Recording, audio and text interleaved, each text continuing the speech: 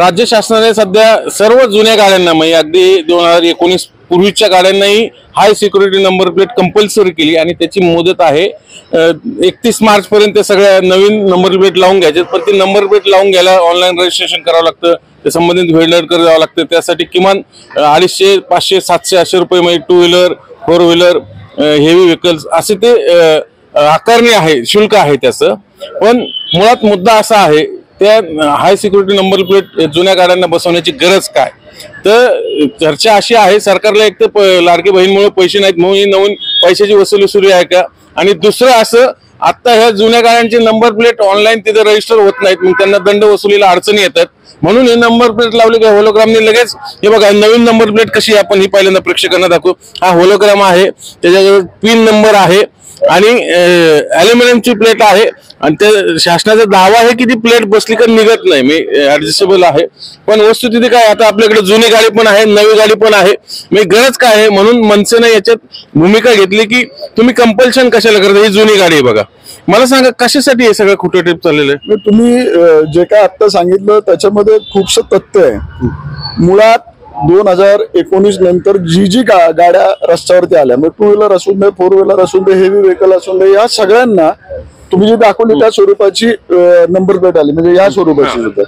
आणि त्याच्या पूर्वीच्या गाड्यांना याच्या पूर्वीच्या गाड्यांना या जुन्या या स्वरूपाच्या नंबर प्लेट आहे। या दोन्ही नंबर प्लेट जर तुम्ही बघितल्या तर दोन्ही नंबर प्लेट ह्या नट बोल्ट्स वरती काही फरक नाही याच्यात बदलू शकणार। आम्ही म्हणून तर म्हटलं या दोन्ही नंबर प्लेट नट बोल्ट वरती आहेत, हे नट बोल्ट उकडून आपण ही नंबर प्लेट फेकून देऊ शकतो।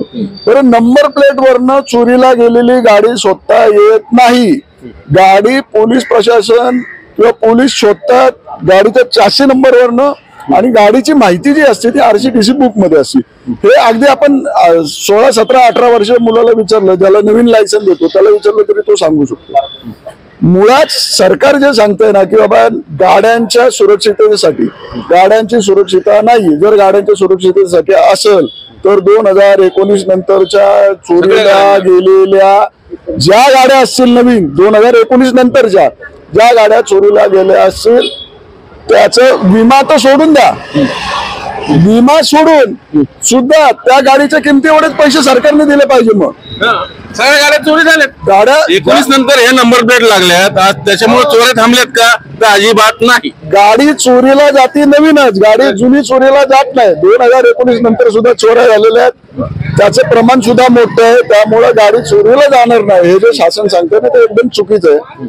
तुम्ही म्हणला ते खरं आहे, शासनाकडे पैसा नाहीये आणि या जुन्या नंबर प्लेट कॅमेऱ्यामध्ये कॅच होत नाही, मग विविध प्रकारची जे दंड आकारणी होती, आता ती दंड आकारणी पण खरं अगदी मुघल शासनामध्ये ज्या पद्धतीचे झियाजी कर होते तशा स्वरूपाचे आहे ते सगळं। 2000 रुपये काही म्हणजे तुम्ही नंबर प्लेट बसवलं नाही, मी सकाळी आठवशी बोललो तर ते म्हणे नवीन number plate high security number plate बसवलं नाही तर 2000 रुपये दंड पडणार आहे तुम्हाला। गाड्या आता सगळ्या 15 वर्षापूर्वीचे, मग कसं ह्या सगळ्या तुमचं फक्त दंड आकारणीसाठी। आणि तुम्ही लक्षात घ्या 2019च्या अगोदरच्या ज्या काय गाड्या आहेत आणि त्या जर 2 व्हीलर असतील तर त्यांची आत्ताची किंमत बाजारभावाची 5 ते 10 हजाराच्या आसपास असते, आणि ही जी नंबर प्लेट नवीन लावायची त्या नंबर प्लेटची किंमतच 1000च्या आसपास आहे। सर्वसामान्य माणसाला किती मोठा भुर्दंड आहे, तर हा कोणासाठी भुर्दंड आहे? 3 कंपन्या शासनाने अपॉइंट केलेल्या, या 3 कंपन्यांच्या माध्यमातून हे सगळा प्रकार होतोय।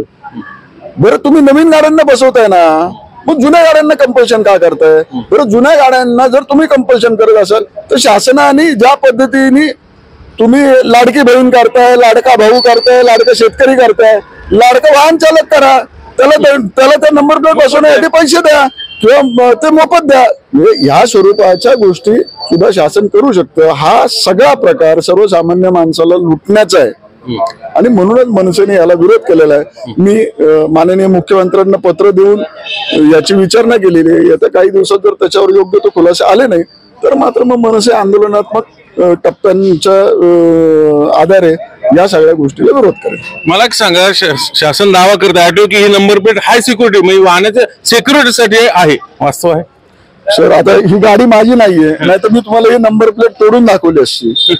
आपल्याकडे जर स्क्रू ड्रायव्हर असेल तर 2 मिनिटात हे नंबर प्लेट आपण काढू शकतो। म्हणजे हवे तर RTO ला माझं आव्हान आहे की बाबा मनसे पण येईल आणि तुम्ही पण या, 4 गाड्या रस्त्यांवरचे नंबर प्लेट आम्ही 2 मिनिटात तुम्हाला काढून दाखवू.